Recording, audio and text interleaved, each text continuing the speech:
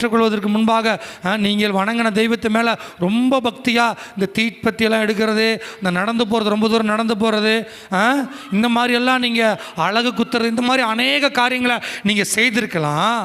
ஹல்லேலூயா. கர்த்தர் உங்களை தான் நேசிக்கிறார். ஹல்லேலூயா.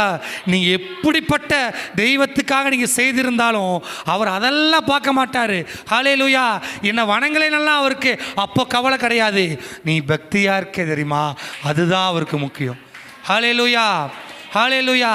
உங்களோட பக்தி இருந்தாலே அவர் நீ நடத்த வேண்டிய வழிகளை உனக்கு காட்டி உன்னை அழகாய் நடத்தி கொண்டு வருவார். நல்லா ஒரு முறை கரங்களை தட்டுங்களேன். நான் நம்புகிறேன், நான் விசுவாசிக்கிறேன், இங்கே இருக்கிற பிள்ளைகள் எல்லாம் பக்திமான்களாக இருக்கிறீங்க. ஹல்லேலூயா. அதனால தான் கர்த்தர் உங்களை அழகாய் அழைத்தி கொண்டு இந்த இயேசுடைய ராஜ்யத்தில் வைத்திருக்கிறார். ஹல்லேலூயா. நீங்கள் இந்த ராஜ்யத்தில் மாத்திரம் இருக்க போகிறது கிடையாது.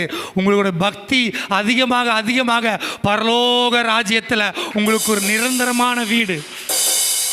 ஹல்லேலூயா.